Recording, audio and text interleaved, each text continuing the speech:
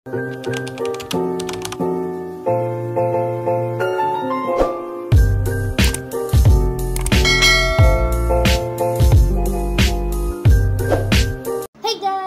up? Welcome back sa aming channel. So for today's video is may share ako sa inyo and I hope na makakatulong to sa inyo. So meron sa mga mommies, meron po ba kayong tablet or iPad na pwedeng gamitin? Kasi ako nag-invest ako 4A. So bumili ako ng Huawei MatePad SE11. So 11 inches siya. So ito yung itsura niya. So, space gray siya. Meron kasi siyang different option. Kung gusto nyo may keyboard and pen, or may yung tablet mismo is pwede lagyan ng SIM card, or what. Kasi ako kasi, binili ko lang talaga is for Wi-Fi lang talaga. So, there is no option to insert anything. And then, device lang talaga yung binili ko. Kasi, the reason why kung bakit ako bumili ng tablet is, this is for Ace. So, gagamitin kasi talaga to ni Ace sa kanyang speech therapy. Yes po, tama kayo na narinig. So, this is for his speech therapy. So, actually, sa akin talaga siya. Pero kasi, since kailangan kasi ni Ace ng tablet para sa speech therapy niya. So, for now, sa kanya muna to. And, ang maganda dito sa tablet na to is meron na siyang kids corner. So, ito siya guys. May kids corner siya dito. Yan. Yung kids corner, open natin siya. Hey there, time for bed. Hey there, time for bed. Hey there, time for bed. Hey Ito kasi guys, is para siyang application siya para sa mga toddlers natin. Marami siyang option dito. So, pwede sila mag-paint. Ay, sorry. So, may mga option dito for... Hey there, time for bed. Hey there, ayan, time for yung bed. for kasi, sinet up ko yung Hey time. there, Na time to bed na siya. So, pwede nyo siyang iset up yung oras. Kung ilang minutes yung batang gagamit. Ayan, ito yung settings. Kung makikita nyo. So, may mga time siya dito. So, dito tayo sa time management. Ako sinet up ko siya ng 30 minutes and 15 minutes. So, it's up to you guys kung ilan yung minutes na gusto nyo. Then, may app management. So, pag naka-open tong kids corner, ito yung mga application. Ito yung list of the application, guys. So, pag naka-open tong kids corner, ito lang yung makikita nilang mga application ko ano yung nandito. And let's go back Hey there, time for bed. to Hey there. let's go back dun sa application na ginagamit ni Ace. So, this will be a communication board. So, ito rin yung ginagamit sa kanya ng kanyang speech therapist or ng kanyang teacher sa speech. So, meron tayong ditong which call so, yun guys. So, i-click natin itong icon. And then, ito yung tinatawag na Simbo Talk. So, ito yung ginagamit ng kanyang speech therapy. Ayan. So, for this, itong application na to is free lang siya guys. So, meron siyang subscription pero kahit hindi nyo na siya kailangan mag-subscribe. So, ito yung Simbo Talk. So, kung mag-edit tayo, for example, start now. So, let's go to the main. Maraming option dyan, guys. Ayan, marami siyang option. Pero dito tayo sa main. So, syempre, pag may mga tanong tayo sa mga ating toddlers at hindi natin alam kung paano sila communicate. For example, tatanungin sila, do you want to eat? At alang i-press nila. Yes. Yan. Yun yung option. So, let's say, pakinggan nyo ulit. Yes. Oh, yes. Pero minsan, pag ayaw nila, pwede rin nilang pinutin yung no. No. Or, let's say, pwede naman nilang sabihin, I want ball. yan. I want ball. Ganyan yung Symbotalk. So, free lang siya guys sa i-download. So, marami siyang option. Ako kasi, ginawan ko siya ng sarili niyang board. So, dito tayo sa profiles. Ginawan ko siya kasi ng sarili. So, ito yung name niya Ace. So, ito yung mga basic lang na nilagay ko sa kanya. So, merong eat, close, open, I don't want, I do not want, give, tas yung mga list of toys, tas drink, want, no, yes, yan yung mga, tas ipi-play nyo lang tong button. eat, pose, open, I do not want, give, drink, want, no, yes. O, diba? Yan yung Symbotalk. That is the way kung paano ko siya i-communicate since hindi nga siya nakakapagsalita dahil sa hearing aid niya. So, for this, kung gusto niyo mag-add ng profile, you can go here, add profile, and then itatype niyo lang yung name ng child niyo. And then, kung gusto niyo siyang add ng board, ito. So, pwede niyo siyang ipangalan ng kahit ano, let's say, sample, sample. Yan. Tapos, may size ng board. Yan. Sabihin natin 3x3, mga ganyang effect. Ayan. At ito na yung pinaka-board ng child nyo. And then, i-click nyo lang to. Wait lang.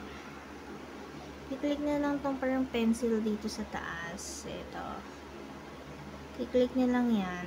And then, ito na. Ito yung list. I-click nyo lang yung add. Then, kayo na bahala guys kung ano yung gusto nyong matutunan muna ng child nyo. Let's say, open. I-search nyo lang siya. Open. Then, itatap nyo lang to. Ayan. Tapos, i-click nyo lang ulit yung pencil dito para mag-exit. Tapos, Open. yan. Yan yung Open. yan. Wala kasing image. Actually, may image yan. Kung nakita nyo kanina. Kaya lang walang image kasi medyo matagal yung aking data.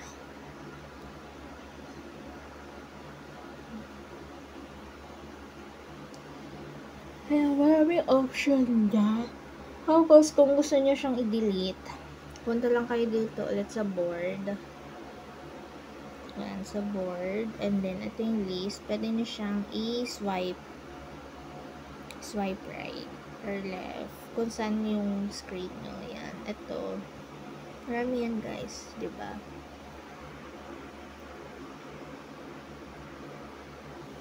So, dito nyo makikita yung profile. Ito, kaklik nyo lang to. Tapos, ito yung makikita nyo yung list of profile. So, ginawa ko siya ng sarili ng board. Pero minsan, ginagamit ko din to. Ito kasi pinaka-main.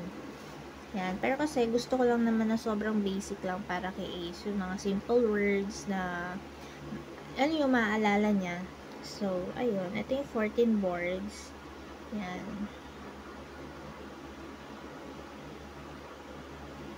Ayan. Then my word, me, mode. Let's let the user communicate. Tapos choose nyo lang yung Ace. Ayan. Magpupunta na siya dun sa board di Ace. So, ganun lang ho kadali yung pag-manage ng Symbotalk. So, yun guys. Sana makatulong sa inyo itong video na to. So, pinakita ko lang sa inyo yung application na ginagamit ni teacher sa kanya when it comes to speech therapy. Since once a week lang naman kasi ang speech niya means weekly, once a week lang talaga siya actually. Once a week na speech and once a week ng OT.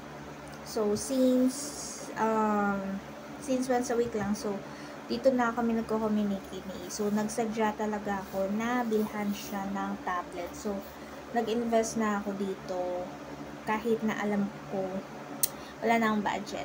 Yung last na last na money natin, in-invest ko na dito sa device para lang sa kanya and to know on how to communicate with Ace kasi nga mahirap nga makipag-communicate, hindi niya ma-express yung sarili niya, hindi niya ma-express yung gusto niya. So, use of the tablet kasi. So, yun nga kasi nga, I know some of you guys, lahat ng mga nakafollow sa akin or lahat na nakakanood ng videos namin na alam yung situation ni Ace and yung condition ni Ace. Yes po, si Ace po kasi is speech delay siya, and then global development delay na rin siya, or GDD. And then as of now po is Ace was using hearing aid na rin kasi. So pag wala kasi siyang hearing aid, sobrang hina lang talaga ng pandinig niya. So, kailangan yung voice ko is mas mahina pa sa airplane. Kasi yung airplane, nahugong ng airplane, yun yung naririnig niya lang talaga. So, dapat mas low voice pa doon. So, mahirap i-adjust yung boses when it comes sa low voice. Kasi ako low voice ako, oo. Pero kasi mas mahirap pang i-low voice pa yung boses. Kaya mahirap mag-adjust.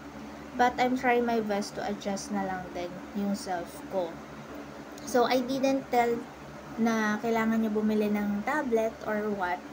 Kung meron lang kayong mga device na tablet or iPad na alam nyo is yung anak niya is speech delay, so you can try guys na i-download yung Simbo Talk, and it was a free application lang siya, so you don't need to subscribe or you don't need to have a subscription.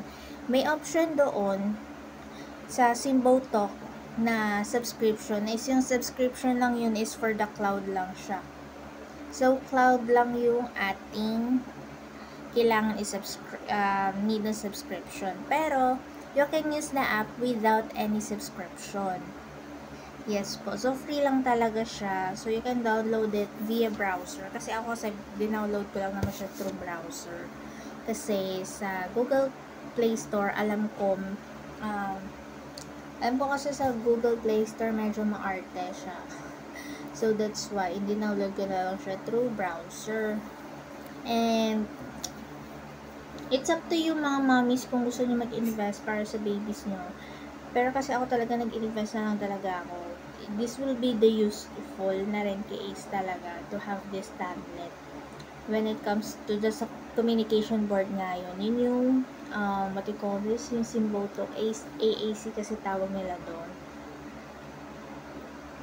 AAC application communication kasi talaga siya for mga toddlers na may speech delay. So, yun kasi talaga yung ginagamit ng teacher niya sa kanya. Well, nalaman ko nga lang din yun doon sa teacher niya na may ganong application yung Simbo Talk. To be easily communicate nga when it comes sa kanila. Alam ko, some of the mommies here na against when it comes to tablet. And alam ko maraming magsasabi dito na anong magiging help nung Simbo Talk kung gagamit ng tablet. Well, for me kasi, yung Simbo Talk kasi at using this tablet kasi, wala naman siyang disadvantage talaga. So, the reason why na we use Simbo Talk is to communicate lang naman talaga. Especially kasi nga hindi pa nga nakakapagsalita si Ace. At matagal talaga siyang magsalita. So, yung Simbo Talk kasi is a argumentative and alternative communication, or yung AAC nga sinasabi ko. So, this will be the design to make communication board for the toddlers. So, yun yung pinakita ko sa niya, yung mga icon, may mga edit mode, etc. So, alam ko naman kasi na not all of the mommies here na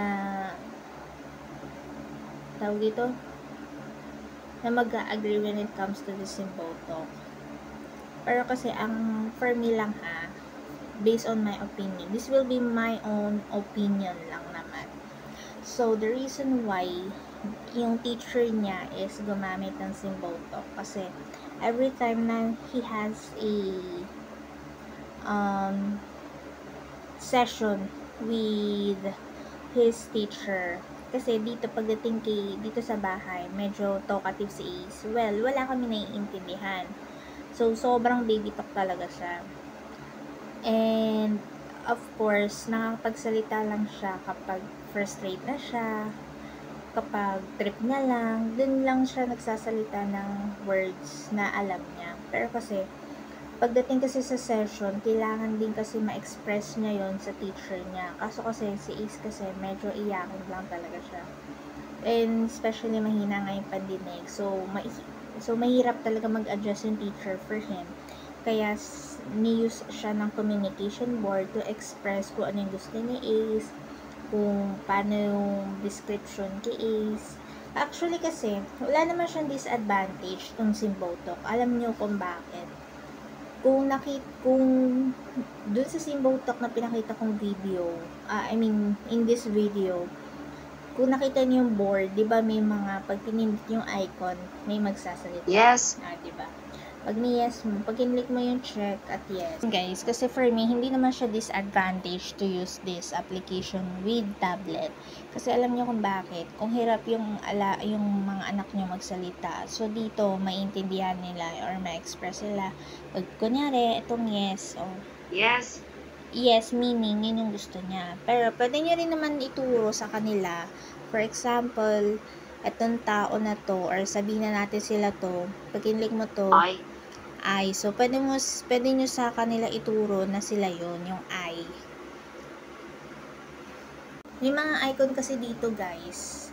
So, kunyari, pag pinindot yung ball, syempre, i-present yun dun sa bata or dun sa child nyo na kung ano yung pinindot yung icon. Kunyari, ball, and may ball naman siya. So, ilalagay nyo sa harap niya. Tapos, tsaka nyo i-click yung icon na ball. Para alam niya yung kung ano yung pinindot nyo at kung ano yung bagay na yun. So, hindi talaga siya disadvantage to use when it comes sa mga toddlers. Actually, it really helps to them. Kasi may mga feelings din dito, happy, sad. So, pwede nyo rin i-express yun. Pag pinindot yung happy, syempre, kailangan i-express yung facial expression niya na happy. And pag sad, kailangan nyo din i-express yung sad face. So, ganun yung ginagawa ko kay Ace kapag kaming dalawa dito sa kwarto. So, kahit umiiyak siya, wala akong pake kasi alam ko, kailangan niya kasi. So, kapag kaming dalawa, dito lang kami sa kwarto, hindi nila alam sa labas na nagtuturuan kami at na-express ko kay Ace yung ball, yung happy, yung sad. So, ganun yung ginagawa namin everyday. Pagkat yung simula nung nagka-tablet siya. So, yes, may screen time siya, pero kasi, yun nga, since itong tablet na to, may oras na kasi to, nakaset na to yung oras, kung ilang minuto lang siya, need mag-tablet. So, the rest of that, kung hindi na siya magta-tablet, is, Hey there. ayan, may mag-alarm na it's for bedtime. So, nasa sa inyo na yun, guys, kung paano nyo isa-set up yung application na Kids Corner. Ayan, no, may parental control. So, may code siya. Para siyang, passcode siya ng tablet. May time management kasi siya. Yung sinasabi kong time management dito sa Kids Corner app, meron sila dito. So, let's say, time management, pwede nyo sa yung i-set up kung 45 minutes, ganyan. Pero nasa sa iyo na yan, guys, kung ilan ang minutes ng kanilang screen time. Ito yung app management. So, pag binuksan nyo tong Kids Corner na to, makikita nyo to, pag pinress nyo to, ito lang yung makikita nyang application, yung Kids Corner. Pero, ito, diba, app management. Kung ano yung kinlik yung application dito, yun lang yung makikita niya. Pero pag nag-open siya ng ibang app na pang-adult, hindi nila mabubuksan yun. Ang mabubuksan lang niya is itong dalawang chinek nyo lang. So, ganun kaganda lang dito sa Huawei MatePad SE na meron silang Kids Corner na pang-control or may parental control para sa mga toddlers nga. Para hindi masyadong mababad sa screen time. So, it's up to you guys. So, yun guys. Sana makatulong tong video na to. And, yun lang talaga yung sinadya ko sa mall.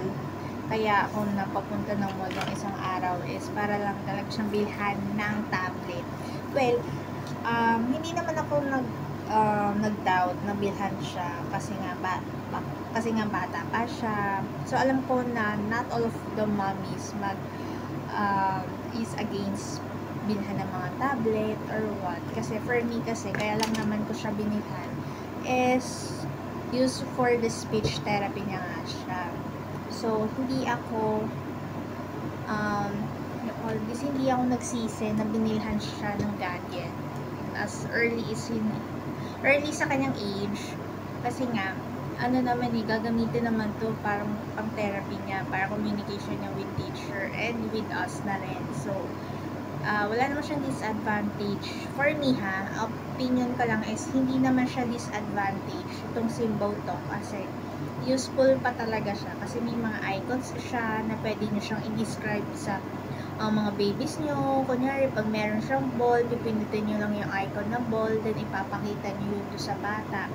Tapos pipindutin yung ball. So, this is the ball. Gaganon nyo lang, i-describe nyo lang. Tapos may mga feelings din dyan. Pag pinindit nyo yung happy, sad. So, kailangan nyo i-describe din sa mga bata. So, for me, okay na ako sa device na binili ko kahit wifi lang siya, and need ko naman kasi talaga kailangan ng device na may SIM card, kasi hindi naman kami talaga pala aalis ni Is. So if kung aalis naman kami, so okay na yung data ko, so i-hotspot ko na lang yung data ko dito sa tablet niya, which is kaya naman ng data ko yung hotspot. So, mabilis na rin naman na siya. And, of course, as of now, tingnan nyo, katulad na to, wala kami internet. Like now, see, we don't have any internet connection. So, red LOS. So, as of now, is yung tablet niya is nakakonect siya sa hotspot ko. O, diba? So, nakakanood pa rin naman si Ace. And, maganda kasi dito sa tablet niya is, may oras. So, it's up to you, mga mommies, if ilang oras yung screen time ng mga babies nyo or what. Kasi sa akin, as of now, naka 30 minutes siya. Pero kasi, i-adjust ko na lang ulit siya. So, it's up to you na din talaga mga mommies kung ilang minutes yung screen time nila. Pero, for me, maganda na rin itong i-suggest yung tablet na to for your toddlers, mga mommies, kung kailangan nyo naman talaga for school or for therapy sessions, especially sa speech therapy. Actually, nakita ko rin kasi to, hindi yung device nakita ko rin kasi to sa isang student kung saan nagta-therapy si Ace. Nakita ko yung tablet ng bata habang nakikipag-usap yung mommy dun kay teacher. Nakita ko yung tablet ng bata. Symbol talk din yung ginagamit niya. Marami na siyang icons. Kasi na siya mga 4 years old, 5 years old na yata yung bata. Marami siyang icon. So, yun yung i-use ng teacher niya when it comes, I think, speech therapy yata yung bata that time. While I'm waiting for Ace. Kasi na Thursday, naka-OT si Ace. So, naka-occupational therapy siya nung Thursday. Baka naka-speech therapy din yung bata. Kaya, may nakita akong symbol talk. So, habang naglalakad kami ni Ace, tapos nakasabay namin yung mag-mommy with the child, yung carrying na, na tablet niya. So, naririnig namin nagsasalita yung mga icon. So, nasasanggi kasi ng bata. Naka-open lang yung tablet niya pero yung symbol to, kayo lang talaga sa screen niya. So, maganda talaga kasi naka-manage siya. So, ganun din yung gagawin ko kay Ace. Since may kids corner siya, ang ilalagay ko lang sa kids corner niya is yung symbol to. So, yun lang yung ma-open niya. So, the rest of the application na ginagamit ko sa tablet nito, hindi niya ma-open kasi isang application lang pwede niya. Pwede ko ilagay yung YouTube, pero kasi ang gagawin ko, isa-set up ko na lang yung screen time para hindi na siya matagalan sa screen time. So, ayun lang. So, I hope makatulong to sa inyong mga mommies. And don't forget to follow us here in TikTok. And don't forget to subscribe in our YouTube channel. Don't forget to subscribe in our YouTube channel. And don't forget to hit the notification bell para ma-notify kayo for the next videos na i-upload namin. So, if you have any questions, suggestions, just comment down below. And itatry ko sagutin as much as I can since busy rin ako kasi ako sa work and while I'm busy as well kay Is kasi so hindi ko agad nasasagot yung mga nagko-comment. So pag nagkaroon lang ako ng time, doon ko siya masasagot. So iisa-isahin ko siya. Actually, may nasasagot naman ako sa mga videos or dun sa mga comments, dun sa mga past videos ko. Pero matagal ko siya bago masagot. Yun nga, kasi ulitin ko, I'm a working mom, as a single mom, and yun nga, sinasamahan ko pa sa mga therapist niya. So, wala na akong time. So, ang ginagawa ko lang is, talaga, puro tulong lang talaga ako mga mom. Sorry na. So, I'm trying my best to answer those questions pag nagkaroon lang talaga ako ng time. So, yun lang mga mommies. Don't forget to subscribe in our YouTube channel. Bye!